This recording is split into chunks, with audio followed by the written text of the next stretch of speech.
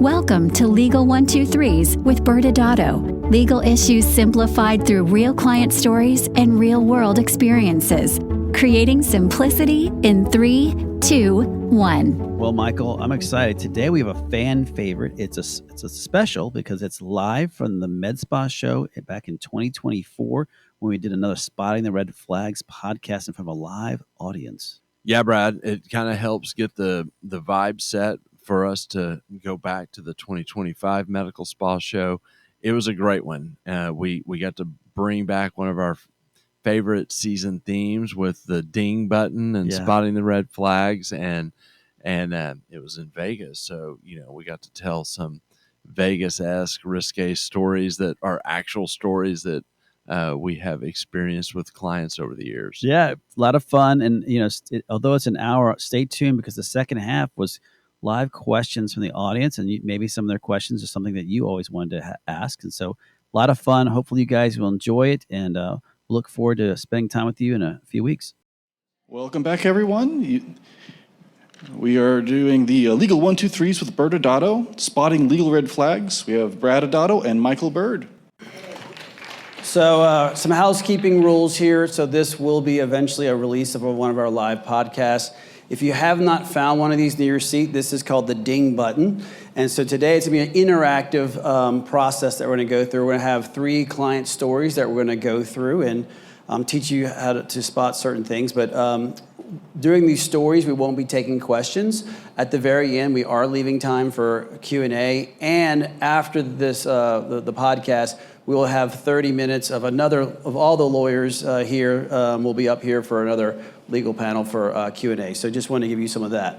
And when we do get to the Q&A, if one of your questions is, are these seriously real stories that happen? The answer is yes. Yes. So what's going to happen is when we have conversations with clients, sometimes y'all start saying things and we start spotting red flags, as we call it, something that's like, that's a little suspect. And so we ding it in our brain that we need to talk to you about that. So today, we're going to have you guys have your little orange ding sign. And as we're telling stories, we're going to start training you to start hearing it. So when you hear a red flag, what are you supposed to do, Michael? Ding. Right. So we're going to try it out, everyone. So everyone grab your ding sign. This is interactive. If you can't hold the ding sign, you have to leave. But hold it up. Everyone get them up there. Hold them up. All right, we're going to take a quick little picture. Everyone smile with your ding button. And if you don't have a ding button, we have plenty. So there we go. We're good? All right, we're good. All right, well, we're going to get going now. And Kennedy, let's cue it up. Welcome to Legal 123s with ByrdAdatto. Legal issues simplified through real client stories and real-world experiences. Creating simplicity in 3, 2, 1. Well, welcome back to the Legal 123s with ByrdAdatto. I'm your host, ByrdAdatto, with my co-host, Michael Byrd. And Michael, we are live at the Wynn in Las Vegas at the Med Spa Show 2024. Michael, are you ready for another live year at the Vegas? Woo! Vegas, Vegas!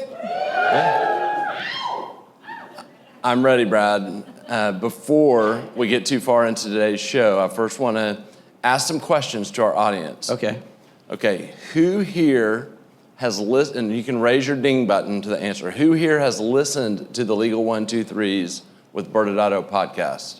Oh, this is awesome, man. We've gone from 3 fans to 10. This is amazing. Yes, and I don't see your mom in the audience. Our number 1 fan. That's true, yeah. So we're crushing it, Brad. That's so good. Okay, Michael. Well, I'm excited to be back here in Vegas at MSS 2024. I mean, can you believe this is the 6th year of the show? Okay, Brad, your math we know is not your strength. I'm a lawyer. This is the 7th year of the medical school. No. This is the first year of MSS was 2019. It was the Aria Resort and Casino. This year is 2024. Math, 6th year. Well, you're right about part of it, but you're so wrong about another part of it, Brad. Well, please explain. Okay, well, the first MSS was at the Aria. See, correct. So, yeah, but it was in 2018. You just don't remember it. No. I think we have a logo that would approve. No, that's not possible. I have a steel trap memory like an elephant, Greg. I mean, Mike. I remember every MSS, maybe? Okay, you're losing it, man. First, my name is Michael, not sorry. Mike or Greg. And second, in 2018, you did not attend MSS because you were too busy some family function. Well, in my defense, the family function in 2018 was my baby. My daughter was a New Orleans ball that same weekend, that same night. So, I mean, how could I not be at this really cute moment? Audience, don't fall for it. This is Brad's trick to soften you up, to make him more likable. And it works. It works. All right, Michael. So since I missed the MSS prequel, what was it like? You mean the first MSS show? I mean, tomato, it's all the same. Okay. Well, Rhett, show me your ding button if you were here in 2018. Okay, we have an OG or two. Okay, well, it was a lot different. So it was the first show. It was at the Aria, and you were in the planning part. I remember that we were like, we got to cap it at 500, but we were all like praying for a couple of hundred to show up because it was the first one. We didn't know, what the outcome was going to be, and it was crazy. They were having to turn people away because we hit the max of 500, and there was even exhibitors who weren't exhibitors that were sneaking in and leaving brochures on tables, and so you really missed out, Brad. Yeah. All right. So you are in Vegas, and I'm not there to shepherd you and Jay from getting out of control. So tell everyone all the crazy things y'all did without me. Well, I think I stayed up till like 10:30 one night. Ooh. And I played some tennis. Yeah. Pretty much like what I'm doing this time around. That sounds so Vegas-like. Yes. There is a rumor that you and Jay were invited to, y'all went to an exclusive club in Vegas where people dance, and with their skills they get dollar bills. Any truth to that? Absolutely not. But at one of the kind of introductory parties, Jay and I mean, this poor AmSpa members did not realize they had the wrong target audience, but we were invited to join them at a show. The show was, I don't know if y'all remember, Thunder from Down Under. We didn't go. Okay, well, It is Sin City, so hopefully they had fun, even without you and Jay. Now, Michael, we have this great live audience. What are we covering today?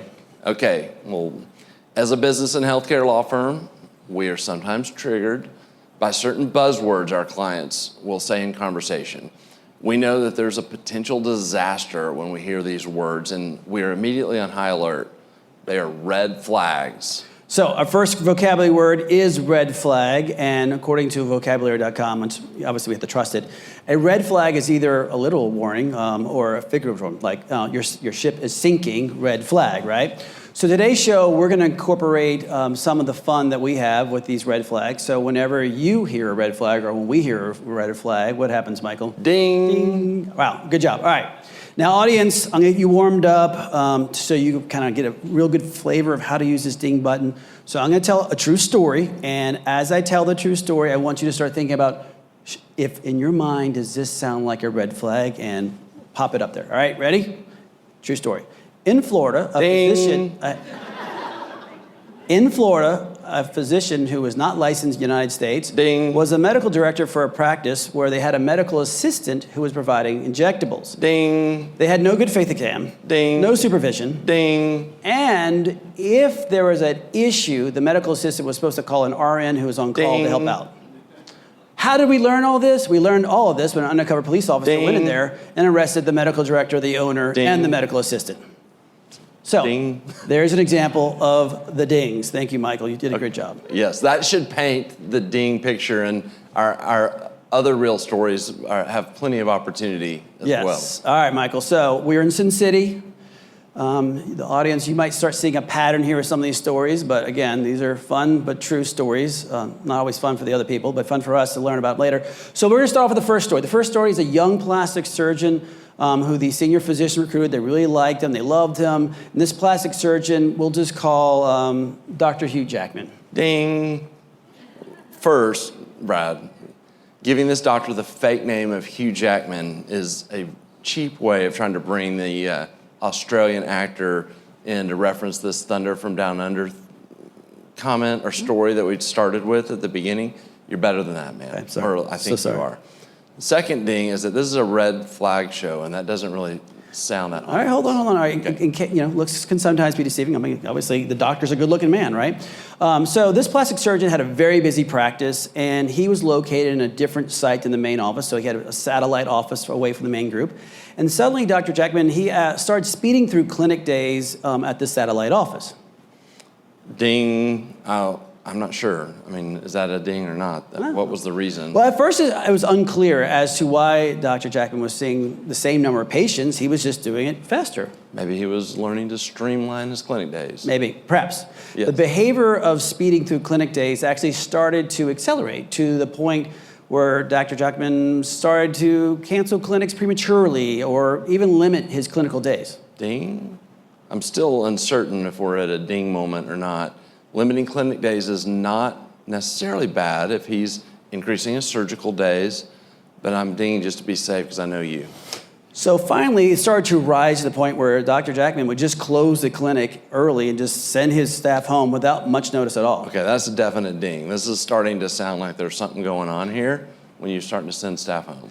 Well, on one of these occasions, Dr. Jackman closed the clinic early, and in doing so, one of the members of his team, Nurse Kidman, forgot her personal items and returned back to the office. Okay, well, ding, you bringing another Australian in, Nicole Kidman, and I'm afraid to ask what she learned. Well, she did walk in. She came through the back door the staff typically goes through, and she noticed that most of the clinic was shut down, so that was fine. And she was heading over to the break room and noticed that the lights in the waiting room were still on, and she saw that Dr. Jackman was using the patient computer located in the waiting room. Why is there a computer in the patient waiting room? Well, this practice had carved out a little area where the patients could show up and enter in their protected health information and directly put it into their EMR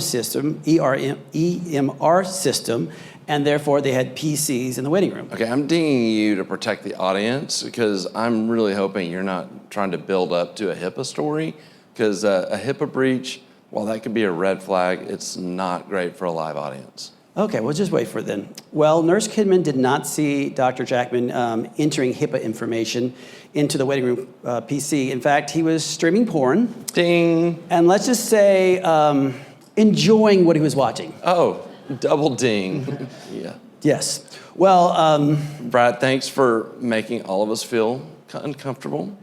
I'm starting to think that there's like a Cinemax movie going on here or something. I'm afraid to ask the next obvious question, but what did Nurse Kidman do? Actually, this is very true, and this is not based on a story a friend once told you in college. Nurse Kidman obviously left the building, was disgusted as to what she just saw because of several reasons. One, she did not believe what she just witnessed, and two, this was her immediate boss and now she obviously knew why was he closing the clinic early. But she was really scared because she didn't know what she's supposed to do. Does she report him? Can she be fired? If she does report him, if he's fired, he's the only doctor that supports this the satellite office. So, honestly, Michael, she was just in a real pickle. Ding. And by the way, ding, this Australian thing, Dr. Jackman, seriously? It's just his name. All right. It's just his You had to go there. Okay. I didn't say it. All right, let's move to the law portion of this story before you finish. All right, Michael, let's talk about the law and the risk of reporting your immediate boss for an HR violation. Well, I'm dinging you for pulling in some fancy word like HR. For those who don't know, HR means human resources. Human resources focuses on managing an organization's most valuable asset, its employees. HR's core function is to have the necessary resources for their task and foster a positive work environment for the employees. They handle a ton of different responsibilities, from recruiting, benefits, training, and on occasion, employee complaints. Good catch, Michael. And I think we need to add one more vocabulary word to this conversation. The EUC, Okay. What is that? I'm actually dinging you more than the story, I think, for putting this on me to do the vocabulary word. So the EEOC stands for Equal Employment Opportunity Commission, which can be a state or federal agency that administers and enforces civil rights laws against workplace discrimination and retaliation claims. But basically, it's where employees file complaints no matter the potential issue. Good job, buddy. Perfect. Now, Okay. now that we established these two really important vocabulary words to today's story, HR and EOC, what option would Nurse Kidman have understanding those two things? Well, let's start from the employer's perspective. So hopefully the HR team provided training or general oversight on the policies in place to Nurse Kidman so that she would know what to do on a situation like this. Yeah, and when you're talking about the type of knowledge of actual workplace policies, what are you talking about? Well, the most common is employee handbook, and so you want a living handbook that is actually what the practice follows and something that Nurse Kidman was aware of beyond just signing it the day that she was employed. But it can be in other, posters or other training. There's any number of ways to kind of implement policies, of the business for employees. Yeah, that's a good point. And we always tell our clients, look, you should be constantly reviewing them, making sure your policies are up to date, that they make sense, and then obviously training them, as Michael just said. And this will obviously help reduce the risk of what we call unfiled internal complaints because the employee doesn't know how to handle an HR issue. If the employee doesn't know what to do, obviously they sometimes seek outside counsel that can result in an EOC complaint or every employer's favorite, lawsuits. Ding. No employer likes lawsuits. Oh. Additionally, no employer likes these types of complaints to hit the public view. It's not good for business. Oh. In this story, it's worse because her actual boss is the person causing the compliance issue. And so that it adds drama of like, who does she speak with internally? So, what happened? Yeah, well, lucky with this practice, they actually had a very active HR group, and they work with a wonderful and handsome attorney. Ding. You just had to add yourself to the story. I never said it was me, but thanks for the compliment. Nurse Kidman did go to HR and talk to them about all her concerns. The HR did do their job. They handled the situation in a very professional way. Not surprising probably to anyone in the room, Dr. Jackman had many personal demons besides his porn habit and actually did enter rehab. Now, believe it or not, this story happened about a little over a decade ago, and now Dr. Jackman is sober. He's actually a well-known plastic surgeon, and he is a partner at that same plastic surgery group. He actually has credited Nurse Kidman for reporting him and helping it change his life. And believe it or not, Nurse Kidman is still with that same group, but she's now in an HR role. Nice twist. It was okay. All right. Let's move to story number 2. You ready? I'm ready. Okay. Our second story today deals with a dermatologist. Okay. She's in a thriving medical spa. Her name is Dr. Kate Blanchett. Oh, dang. All right. You're doubling down on this Thunder Down Under reference? Yeah, but I actually like it. I'm going to take that ding back. All right. As the expression goes, when in Rome. Fair. Yes. Plus, Dr. Blanchett is royalty in the medical spa arena. She's a doctor's doctor and is known throughout the country for her work in aesthetic medicine. Okay, cool. You may proceed, sir. Okay. Dr. Blanchett was old school in her ways and often worried that she was being left behind by the modern medical space. Yeah, I'm just going to ding you on the word, modern. I'm not sure exactly where you're going here, but there really isn't an old aesthetic treatment. I mean, it just hasn't been around that long. Yeah, fair point. Dr. Blanchett was actually cutting edge when it came to the procedures themselves. She was a KOL with industry and was on top of the newest and greatest treatments. Nice. She was a little behind in marketing strategy. Actually, you and she may be friends on MySpace. Oh, she's my one follower. That's awesome. Yes. So she was approached at a conference by a nurse known in the industry as a massive influencer. Even Dr. Blanchett, who was not on social media other than MySpace, knew of this nurse practitioner. This NP, it turns out, idolizes Dr. Blanchett and told Dr. Blanchett that she wants to join her practice. Yeah, I'm just going to ding you because I'm now suspicious of your story, and I feel like you're intentionally not sharing the NP's name. Did I not mention this? No. Her name is NP Kardashian. Ding. All right, your first ding is first bring a non-Australian into today's story. All right, nothing wrong with America. Love it. But ding on are you using NP Kardashian because is she an influencer? Yes, Brad, she is. NP Kardashian had a crazy number of followers. She joined Dr. Blanchett, and the practice skyrocketed overnight with this dynamic combination. Okay, and I'm curious. So what was as an NP, what was she famous for? Was there certain procedures that maybe she did or something like that? You can say that. All right, I'm dinging him. I don't know if y'all should be dinging him either, but I object to your vague answer, sir. Well, let's just say that Dr. Blanchett should have asked a few follow-up questions during the interview process. Ding. It turns out that MP Kardashian became famous for her videos that she made of herself. Yeah, wait, hold on, Michael. I'm not going to ding you for that, but you said she was an influencer, and even I know that it's extremely normal for them to post videos. I know influencers use something called TikTok all the time, so I'm actually not following this issue. You're making some assumptions about TikTok. Did I forget to mention the social media site that she was using? Yes, and ding, because now I'm very nervous as to what you're about to say. Well, I'm not sure if you're familiar with it, and Dr. Blanchett was not, but it was called OnlyFans. Oh, ding. Michael, I don't know if we need to go further in this site. Let's move on to the law portion of this. Okay, here we go. The problem is that Dr. Blanchett found out about MP Kardashian's hosting career when overhearing patients in the waiting room. Ding. Oh, yeah, that's a bad ding. Yes. What a way to learn that her star employee was up to. So Yes. what did she do? Well, she called me, wanting to know her rights. I said it depends, and that I would really need to see the video myself to better understand the options. Ding. All right, look, we all know Michael now. We know Mr. I'm not attending Thunder Down Under. There's no way. You're too straight-laced. There's no way you answered that question. You asked her that question. Fair, but I did think it would be really funny if I asked her that question. I agree. But I didn't know her well enough to see how she would react to my 13-year-old boy's sense of humor. Yes, and ding for letting everyone in the room know that our actually maturity levels is 13-year-old boys. But seriously, what did the doctor do? What legal resources? What were her legal resources in this situation? Yeah, so NP Kardashian had executed an employment agreement with Dr. Blanchett's medical practice. Great. And as part of the employment agreement, it noted that by damaging the reputation of the practice, she could be terminated with cause, actually. Well, that's an interesting question. By posting on OnlyFans, is she damaging the reputation of the practice?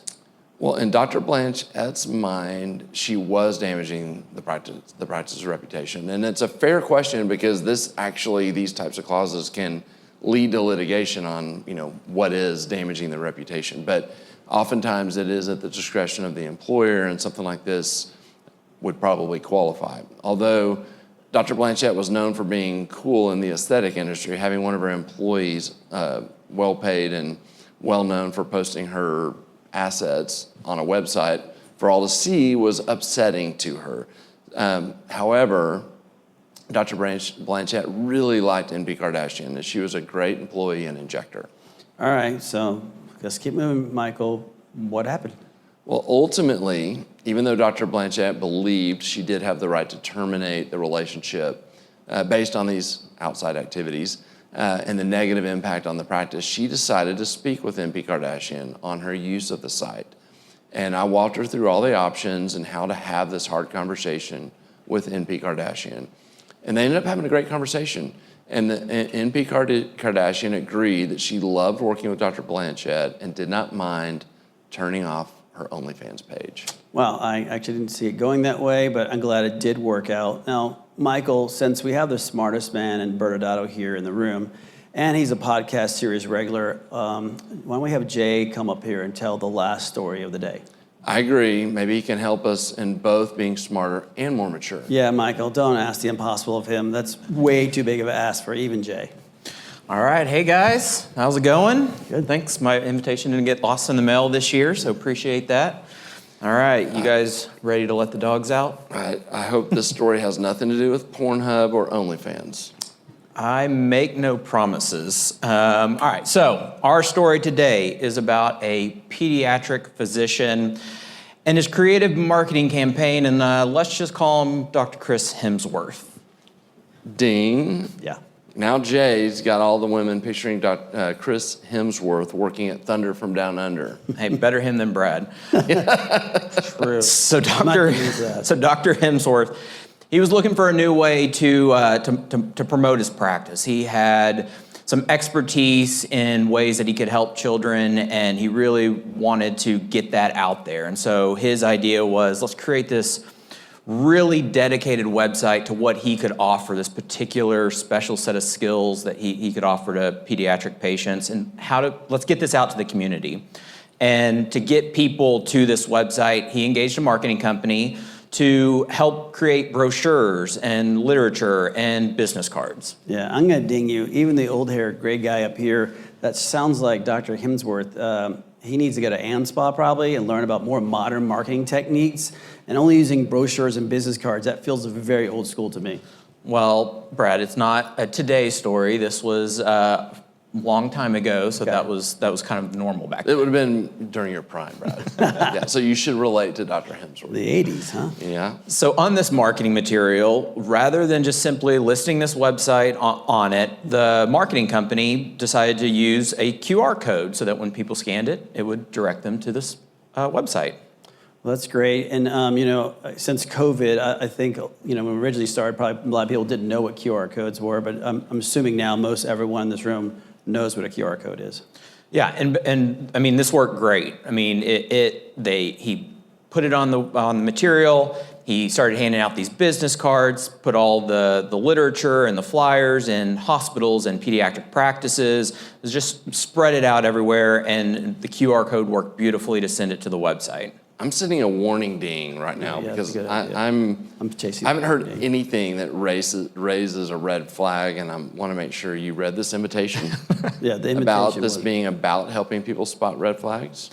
So, Ding button. is there more? Yes, gold star for Michael, of course. But first, we are going to have to skip 2 years into the future. So let's take our time machine 2 years later after this marketing campaign. This is awesome. We've got some fun here. So 2 years, does that mean we hop in a DeLorean with Michael J. Fox? Ding. Okay, stop trying to make this podcast about movies. We're not going to have side conversations on your Back to the Future references. Come on, Jay, you can go forward.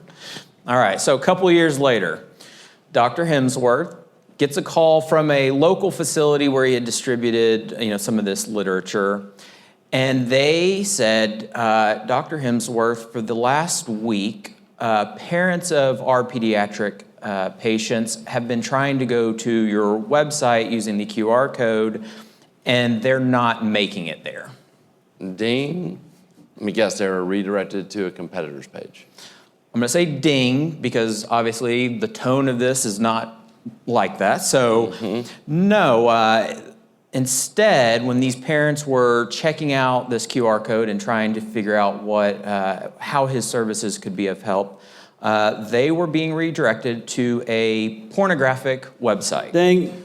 And I'm not talking Cinemax, softcore, Ding. anything. We're talking bad stuff. Okay, that's multiple dings. I don't even know if we have enough ding signs in this room for that, Jay. What happened? Yeah, I mean, it's shocking to say the least. Like, couldn't believe that this was happening. Didn't know what to do. And Dr. Hemsworth was able to shut it down, right? Ding. Not exactly. So first, the staff immediately started calling the marketing company. Hey, this issue is going on. We need to talk to so-and-so who helped develop this. Sorry, so-and-so hasn't worked here for over a year. Ding. Ding. Okay, so then, all right, what do we do? Well, they ended up tracking this person down, and they were telling her all about it. Like, what do we do? And she said, well, first, this is probably just the website got hacked, so why don't you check that? Ding, yeah. Well, they checked the website. IT did some digging. Website, perfectly fine. It's out there in the universe. No problem. Not an issue. So they went back to the marketing company, and they said, hey, marketing company, just shut down the QR code. The marketing company said, we don't control the QR code. Oh, ding. Ding. See, what happened is when they created the marketing campaign, they outsourced the development of the QR code to a third party and then just slapped it on the materials and distributed it, and that was it. Oh, that's a ding. Yeah, big ding. Yeah. So, because they hadn't done any of that, and they didn't have any control of that, Dr. Hemsworth's team said, all right, we're going to go straight to the source. We're going to go straight to the QR code developer, and we'll just get them to shut it down. The QR code developer company didn't exist anymore. Ooh, ding. Ding. So, at that point, they turned to the marketing company. They said, what do we do? And the marketing company responded, well, just go gather all the brochures and literature and take them off. Oh, ding. Yeah. Yeah, not what you want to hear. Okay. So They did more sophisticated than that. So they got an IT specialist to do some really good digging, and what they found was that this QR code link it was being hosted on a server out in California. And so Dr. Hemsworth's team reached out to them and they said, hey, you've got a website link that's redirecting, here's all our problems, can you shut it down? And their response was, well, absolutely we can do that. We just need to get permission from the account owner. So let us call them and we'll email them and politely ask them if we can do this. All right, I'm dinging you there. I can't believe anyone at this point would have a polite conversation at this point. Yeah, shocking there was no answer to that request. There you go. So they knew that wasn't going to happen. So while they're sitting there waiting, they're trying to figure out what in the world to do. They finally, the IT person found the problem. I can't wait to hear where this ended up going, but let's kind of shift into the legal takeaways from the story before you give away the ending. Yeah, and Jay, many people in this room probably have engaged third-party technology companies. Talk about some of the legal considerations they should think about when they are hiring one of these companies. Yeah, I mean, there's two avenues of things that you really want to think about when you're looking at outsourcing these types of things. One is data control, making sure you have control over the data, ownership of the data, you have a process to get the data back, because the last thing you want is that third party to hold your data hostage, and particularly with protected health information, it can be catastrophic. The second thing, and this goes to websites and outsourced media, is you want to be able to have access and control to that at all times. As you see in the story, they didn't, and those companies go in and out of business. You lose track of them, and if something like this happens, you don't have the ability to go in. You're not even the account owner or the account administrator, and so you're really left powerless to have any control over that. So, Brad, we talked earlier about HR, and so talk about it from a personnel perspective. Yeah, I think for everyone, just start thinking about it from three different areas. Review and improve your access controls, and do that regularly, obviously. Implement administration rights, and confirm ownership of sites.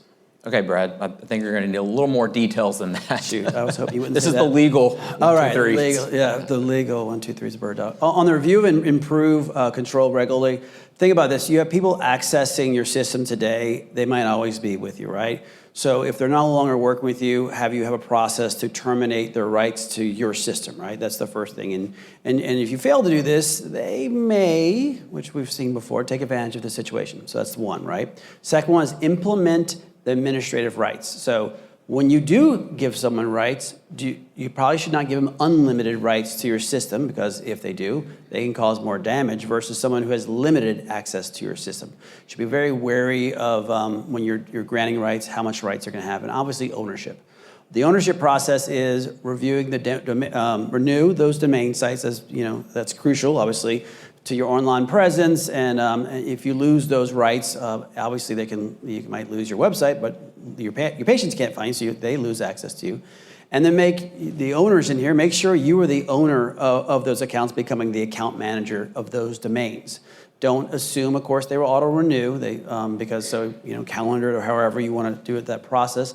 And this will help you guys stop from falling prey of those individuals that will domain squad, or as Jay has alluded to earlier, they might even hold your hostage, hold it hostage, and you pay them a finder's fee or whatever else. But Jay, you're better at this than me, so what did I miss? Just a couple of pieces to follow up on that. With the access control, you also want to have a process for when you're terminating. You don't want to just worry about it after you've terminated. You want to have a process to know, how do you limit access, how do you monitor access during the time. Sometimes people know it's coming, sometimes there's a notice period. You want to have a really good playbook as to, okay, what are we going to do? How are we going to kind of limit or manage the control? Maybe it's a temporary limitation on someone during a notice period. So kind of think through that so that they don't go in there during a period of time of transition and do anything to the data or steal the data. And then a really big important piece is having audit logs with respect to the access controls. It can be really helpful to do audits periodically to see what people are accessing, how much they're accessing, why is this provider accessing things at 11:45 in the evening when the business is shut down and they're not working the next day. And it's really important if people leave and you're trying to see, did they take anything? Did they download patient information? Did they copy charts? Did they send a bunch of templates to their personal? These types of audit controls and audit logs can be really invaluable to kind of investigate what happened. Okay. The question we've all been wondering, what ended up being the problem? All right, so when they looked at the QR code link, they found that there was that underlying web page for the link didn't actually exist anymore. So I'm not a tech person, so this is like hacker level stuff. We're talking about like Will Smith, spy hacker type stuff. They set it up so that this QR code's link would force the redirect to another server at this place. And buried within that second server, there was a tiny little file, a random file that had been placed there that said, hey, if they ever come here, send them to this pornographic website. So Ding. ding, ding, ding. So it was bouncing around, and this little file that had been embedded by some hacker was overriding everything and shooting them off to the pornographic website. Well, if you're not an IT person, I don't even know what to say to that other than that's a massive ding. Yes, and we had some not so nice words for the host saying, hey, this is what's happening and you're responsible for it. They deleted that file within 24 hours and the problem was solved. I am exhausted from the story. I just hope that no one ever tries to do that to my MySpace page. Well, ding, yes, Brad. I don't think anyone's ever visited your MySpace page, so you're probably safe. So no hacking. And you brought it up again, yeah. All right, audience members, we are actually going to go to a brief commercial. During this commercial, we ask you if you have questions about any of these three stories. Please go up to the mic since we are recording this. Or if you're asking for a friend who might have a red flag, you can ask for your friend at the mic too. So please line up. We'll answer y'all's questions. Many business owners use legal counsel as a last resort rather than as a proactive tool that can further their success. Why? For most, it's the fear of unknown legal costs. ByrdAdatto's Access Plus program makes it possible for you to get the ongoing legal assistance you need for one predictable monthly fee. That gives you unlimited phone and email access to the legal team, so you can receive feedback on legal concerns as they arise. Access Plus, a smarter, simpler way to access legal services. Find out more. Visit ByrdAdatto.com today. All right, we got our first person who wants to ask this question. So for the second story, I assume the laws are different from state to state. So I know, although it was in the employment agreement regarding, if it's leaving, tarnishing the reputation of the business. However, even though she's covered in that aspect, wouldn't that be wouldn't she have cause for a lawsuit for discrimination? Because technically that's her personal social media. Yeah, that's a great question. So, and the way you asked at the beginning does matter, like what state you're in. So California, for example, is extremely pro-employee. And so the argument would be for NP Kardashian is that, this is my First Amendment rights, freedom of expression, all that stuff.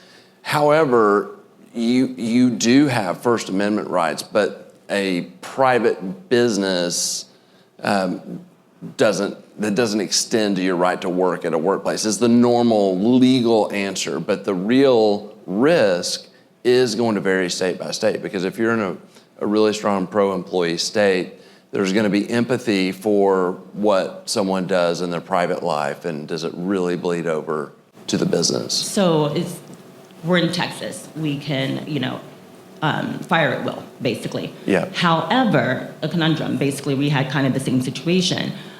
Just because we heard of what was on an employee's social media page, we couldn't do anything about it unless if she friended us, which she so happened to do. So since I was a friend of hers and I was able to see the negative things that were on there, that's how we were covered. So it's different loopholes. So I was just curious how that second story could have played out. For us, we could have lost. And so states like Texas, where you are as an employer, they're at will. I mean, our recommendation on something like that would be saying nothing. It's except that it's not working out, and thanks for being with us. The less you say, the more protections you have. And the First Amendment issue that Michael brought up was something that we were concerned with, but it ended up working out at the end of the second story with Nurse Kardashian. But in states like Texas, the less you say, the better. And if you say it's just not working out, thanks for being with us. Tomorrow's your last day or today's your last day, that's the safest way to terminate someone for that. Sweet. Thank you. Yeah, and I'll add to that, a safe place for employers to go. We mentioned this in the story, is follow your handbook. Like, yes. What's your process? When something like this is out there, if someone, like, let's say an employee reported it to you, and is this something that gives rise to doing an investigation under your handbook? That's a good point. It's twofold, right? If something like that happens, go back to your employee handbook if you don't have an employment agreement. And if you have an employment agreement, you look at the employment agreement first to see what rights you as an employer have, and then secondarily, what rights override that just from the employee handbook side. Where practices do get in trouble is they just jump to a conclusion, forget that there was a process they had either from a terminations, again, contractual rights, or inside the employee handbook, and they just avoid it because they forgot they actually had one. Yeah. Other questions for your friend? Are we that intimidating? They're shocked by our stories. Yeah, they're shocking stories. Trust us, when we were putting this together with our team, We have a question. they were thrown off by it too. Come on up. We have another question. Two questions. We have a marketing company that hosts our website, and we're asking them to give our independent contractor access, and they said no. How do we go about that? What was the reasoning that they declined the access? They said that they have a bigger platform and they own it, and they said they own it, although they didn't create it. We're not migrating it to them when we switch companies. But now it's like, how do we go about, like, other than being a medical practice, that this is HIPAA and we have to have full control? And like, I've kind of like navigated it, like, okay, let's hold on and kind of have a strategy too. So if they refuse, then what is our next step? Yeah, so the federal government that talks about, they have some good FAQs, and they specifically call out that business associates, people that have access to PHI and are performing a service, cannot hold that data hostage. It actually creates a massive legal liability risk. So typically in a situation like that, where we've had that with a client where something's being held hostage, we remind them very elegantly of their legal obligation to release the data and give us complete access and control, because otherwise they're creating massive liability on themselves by holding that hostage. And I want to add, like, there's a greater problem with contracts with marketing companies. And so idea... Not there's anything wrong with marketing companies. No, not at all. But you need to be aware as a business owner, when you contract to have a website done. We've had, what I'm about to say, countless conversations. What you've just shared with us, we've had countless conversations, and that is this. If you contract with a marketing company to develop your website and you don't have some specific language in your contract, then it is considered to be owned by that marketing company. There's a concept called works made for hire, which is a legal term, and it basically, you have to put in there that they're developing this for you and that you're the owner of that. And the marketing companies use this for leverage whenever.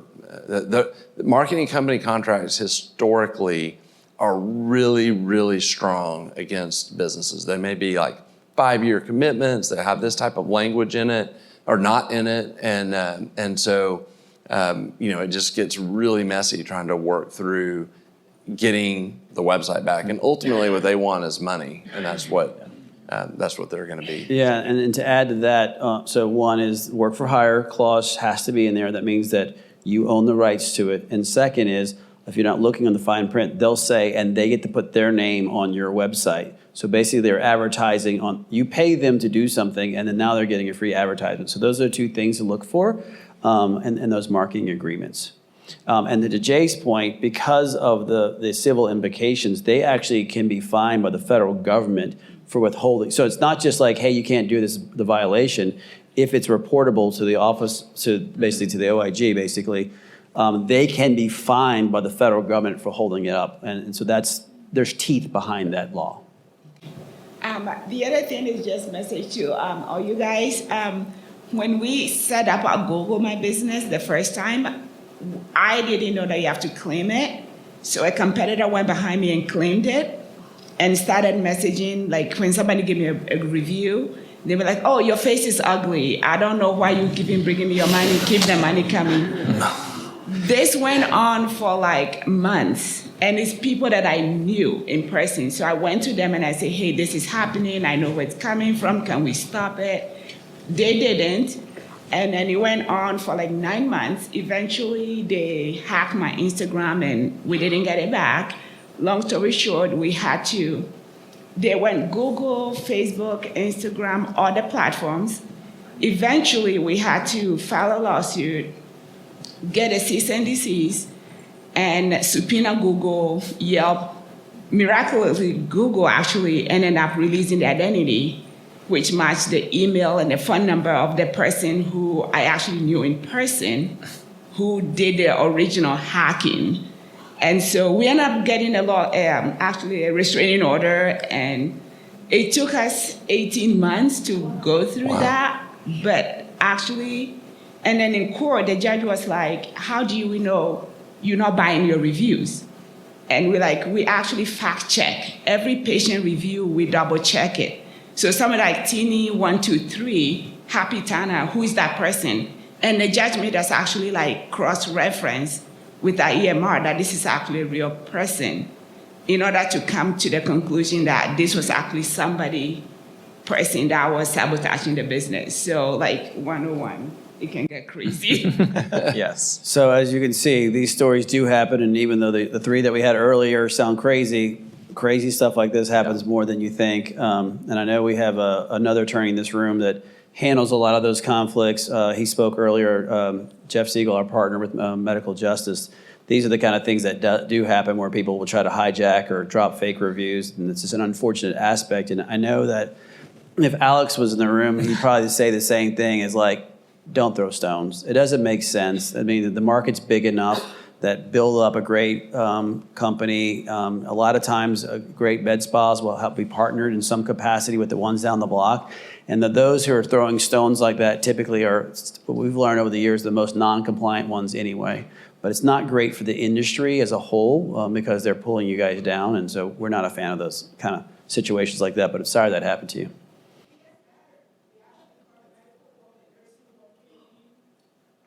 So for those listening, she's saying that they actually called the nursing board and the medical board on her too. Yeah, the nursing board came in, the medical board came in, they've turned the business down, upside down, shaking every corner. It's still happening even after the lawsuit, and I decided to settle. Stupid me, I settled too soon before the nursing board investigation concluded. So I settled because I'm like, this is draining, I got to move on with my life. I don't want to just pay the legal fee so we can all move on. I settled, and then 2 weeks later, this same doctor's daughter decided to send another one to another Instagram message to my DM, hey, but every time they see a patient of theirs on my page, she's like, oh, you need to see, people have come to me that you are training estheticians to inject Botox. And that legal behavior has to stop, or I'm going to report to the proper authorities. I'm a nurse practitioner. Why would I train an esthetician in California to inject Botox? But she's not stopping. So when people are after you, they're after you. And I have 5 lawyers on retainer, and I'm like, why? A civil criminal to fight the hacking and the cyberbullying. It's crazy. It's really fun. Well, does anyone want to follow that? Thank you for sharing. Yeah. That's very helpful for all of us to just know what's out there. Yeah, and it's unfortunate. And like we said, that's why as much as you can, getting control. Obviously, hackers are hackers, and unfortunately, we've had many different stories of that happening over the years, but want to leave a little more time if you have any more questions. If not, we will, please go up to the mic, please. Oh, I'm too tall. It kind of goes along with what NP just shared. I'm a new practice manager in Georgia. When I came in, our website was designed by this marketing company, and that marketing company had overseas company design it for that marketing company. And now I came in and I'm trying to kind of reverse that and trying to bring it to US. I'm not gonna say which country, but this country, people has the website and they're not willing to let it go. So I'm at a point where I need to redesign the whole thing and I need to get the whole domain registered. Otherwise, they're really holding it hostage. So when it's involving overseas, is there anything that I can do from inside of US? Or do I just have to do what I'm doing right now? Well, I would look first at your contract with the marketing company because that's where your rights are. And what I'm concerned for you is that you may have a good or bad contract with this marketing company, and then the marketing company went and outsourced development of this website, and who knows what their contract with this, foreign entity was. And so, it sounds extremely messy. I would, if you have rights under your marketing agreement, that's going to be your best resources to hold the marketing company accountable. Yeah, agree. All right. Well, if there's no more takers, we'll take a break, and we'll have Alex Tierce, Jeff Siegel, and everyone else up here. But Michael, any final takeaways for our audience before we leave for the day? Is Thunder from Down Under on tonight? I don't think so. All right. Well, next Wednesday, everyone, we will be back in studio. We're going to discuss a con man who is practicing as a dentist. Thank you, guys. Thank you. Thanks again for joining us today. And remember, if you like this episode, please subscribe, make sure to give us a 5-star rating, and share with your friends. You can also sign up for the ByrdAdatto newsletter by going to our website at ByrdAdatto.com. ByrdAdatto is providing this podcast as a public service. This podcast is for educational purposes only. This podcast does not constitute legal advice, nor does it establish an attorney-client relationship. Reference to any specific product or entity does not constitute an endorsement or recommendation by ByrdAdatto. The views expressed by guests are their own, and their appearance on the program does not imply an endorsement of them or any entity they represent. Please consult with an attorney on your legal issues.